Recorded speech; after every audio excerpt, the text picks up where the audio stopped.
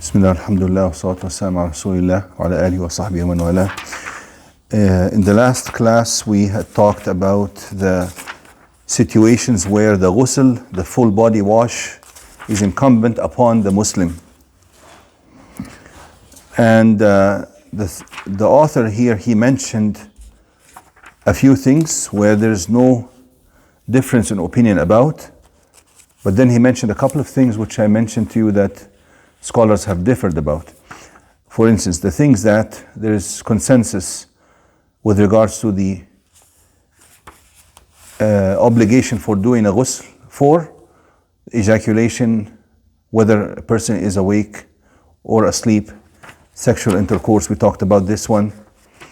And then, of course, at the conclusion of the menstrual period, the conclusion of the postpartum, post-delivery bleeding as well. There's no difference in opinion. The deceased person has to be washed, and this is an obligation on the community. Now, he mentioned a couple of more things here. One of them is Ghusl Jum'ah. The stronger opinion is that it is mandatory to do Ghusl Jum'ah, but scholars have differed on this one. So if somebody finds it difficult for some reason, like we talked about the hadith of Uthman ibn Affan, then that is okay. And then al-kafir idha aslam, somebody who has embraced Islam, the stronger opinion that it is mustahab, it is recommended, not obligatory for them to make the ghusl. You have to look at the situation. Some people, if you tell them go and make ghusl, they might get offended. They might say, am I not clean? So, but if he has studied Islam beforehand and he knows the ghusl is mustahab, it is recommended, then you tell him, okay, yeah, do the ghusl, that's fine. Okay? And that is because I mentioned there's only two hadith where there's recommendation for that, or a command from the Prophet ﷺ. One of them was Thumam ibn Uthal, and the other one, I don't recall the name of the Sahabi, Qais ibn Asim. But then we have thousands of people who embrace Islam, and it is not common knowledge. It would have been like the hadith of Masha al-Khuffayn, 70 Sahaba narrated them. When something is common, then it is expected that many Sahaba narrate the hadith to us. And that is one of the things that scholars sometimes use to strengthen or weaken an opinion. If something is recurrent and we don't have except one or two hadith talking about it, then you have to look deeply in these hadith. Are they authentic or not? And they are authentic, then you might consider what is the commandment or the injunction made in them is not like an obligation. It could be a recommendation rather, okay? Then he talks about al-aghsal al-mustahabba. When is it recommended to do the ghusl? We already mentioned two of them, possibly. One of them is the person who embraced Islam, and the other one, ghusl al-Jum'ah, if you take the more lenient opinion, the ghusl, the wash of the Jum'ah, but the stronger opinion, wajibun ala kulli muhtalim. The hadith is clear on this one, okay? It is incumbent upon everyone who is an adult person coming for Jum'ah, men. And then you have the Ghusl al-Mustahabba, Ghusl al-Eidain, to do ghusl for the Eid. Somebody asked Ali ibn Abi Talib radiallahu anhu about the ghusl. He said to him, اغتسل كل يوم إن شئت. He said, you can watch whenever you want, even every day, it's up to you. So he said to him, لا الغسل الذي هو الغسل. I'm talking about the ritual ghusl. The ghusl that is recommended for a Muslim to do in that specific manner, which we will talk about it. قال يوم الجمعة ويوم عرفة ويوم النحر ويوم الفطر. So he mentioned the two Eid, and he mentioned the day of Arafah, and he mentioned the Jum'ah. Okay? So Arafah we know, the two Eid. And then غسل الإحرام. حديث ابن ثابت أنه رأى النبي صلى الله عليه وسلم تجرد لإهلاله واغتسل. When he made the ghusl, that's also mustahab, recommended, not an obligation, okay? اغتسل عند دخول مكة. كان ابن عمر إذا دخل أدنى الحرم أمسك عن التلبية ثم يبيت بذي طوى ثم يصلي به الصبح ويغتسل ويحدث أن النبي صلى الله عليه وسلم كان يفعل ذلك. So there's another ghusl for entering Mecca as well. If somebody has a residence there, he can do it as well, okay? غسل من غسل ميتا. Somebody who has performed the wash for the deceased person, it is recommended for them to do the wash. من غسل ميتا فليغتسل ومن حمله فليتوضأ. This hadith, they differed on its authenticity. If it was totally authentic, they would have said it's obligatory, because من غسل ميتا فليغتسل, whoever has washed the deceased person, he should do the ghusl as well. Okay? But they differed on the authenticity of the hadith. And then there's another hadith which indicates that it is not incumbent, it's not mandatory. ليس عليكم في غسل ميتكم غسل إذا غسلتموه فإن ميتكم ليس بنجس فحسبكم أن تغسلوا أيديكم. It says no, it is not obligatory. There's a clear text. It's not obligatory upon you to do the ghusl, the wash on the deceased person when you wash him, because your deceased person is not najis. We talked about this before. No one is actually physically najis, not even the non-believers. They are not physically najis. Okay? فَحَسْبُكُمْ أَن تَغْسِلُوا أَيْدِيَكُمْ. He says you can just wash your hands, and that is common sense.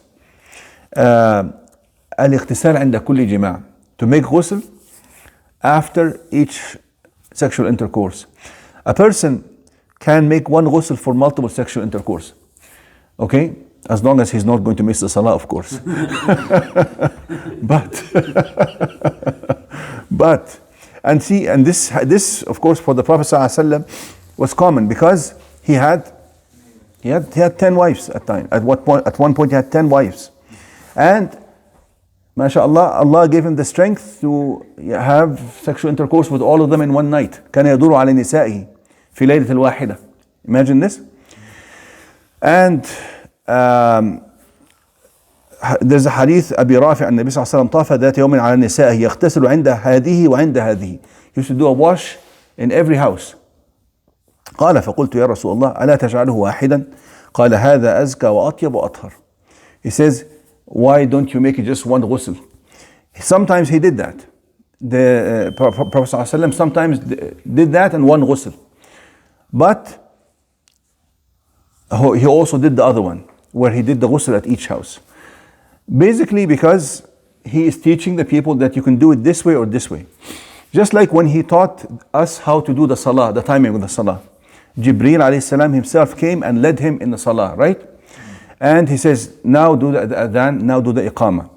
He did the adhan and iqamah at the beginning of the time for every salah.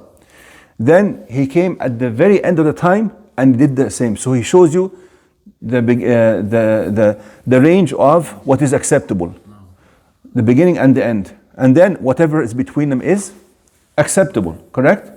I mentioned this because there are some people also who talk badly about Islam and badly about the Prophet ﷺ.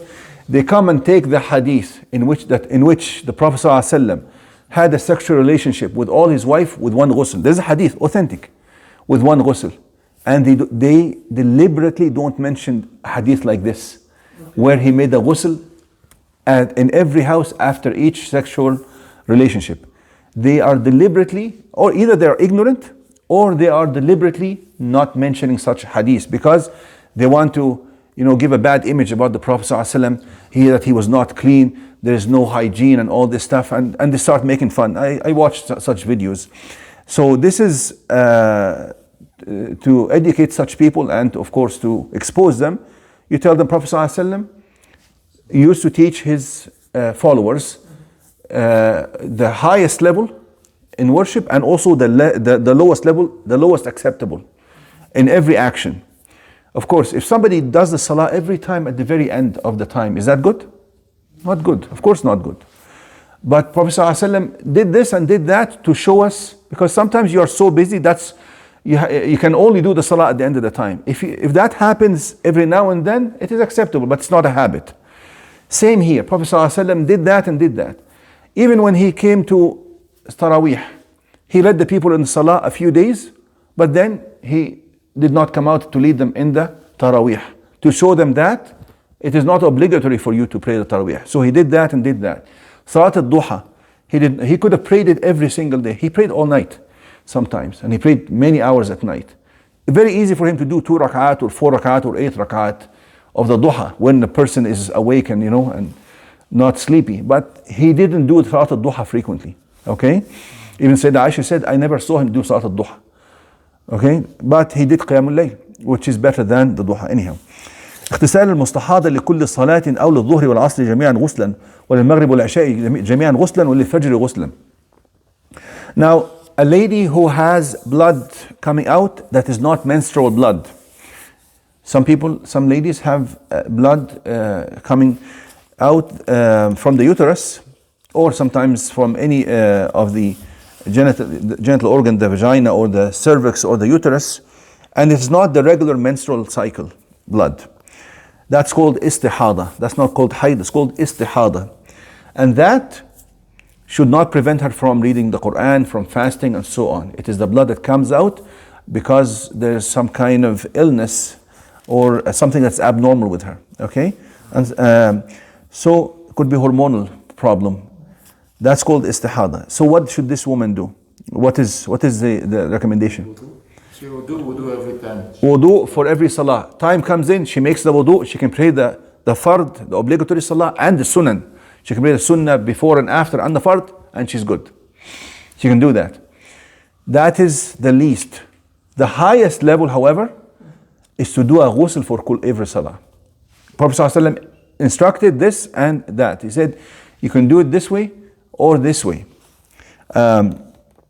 استحيضت امرأة على عهد رسول الله صلى الله عليه وسلم فأمرت أن تعجل العصر وتؤخر الظهر وتغتسل لهما غسلا واحدا وتؤخر المغرب وتعجل العشاء وتغتسل لهما غسلا وتغتسل لصلاة الصبح غسلا. So basically she can make a ghusl for every salah, or she can make a ghusl and try almost to combine the dhuhr and asr, but not let the zuhr time go out. She prays the zuhr at the very end of its time. She does the ghusl, prays the dhuhr at the very end of the time. Asr comes in, she prays asr. She does the same for maghrib and isha. Wait until almost at isha time, do the maghrib and then do the isha as well. And then do another ghusl for fajr. He didn't mention it here, but I read this hadith somewhere else. Prophet ﷺ says, وَهَذَا أَعْجَبُهُ مَا إِلَيْهِ. He says, and I like this better. Which means he advised her at the higher level of cleanliness to do the ghusl for those prayers. Or she do the ghusl for every prayer, that's even higher. Do a full wash for every prayer, or almost combine the prayers, but not totally combine them. Don't let its time pass. That's even better. But the least is just to make the wudu at the beginning, and it doesn't matter if the blood comes out after the wudu. She is still in a state of purity, right? That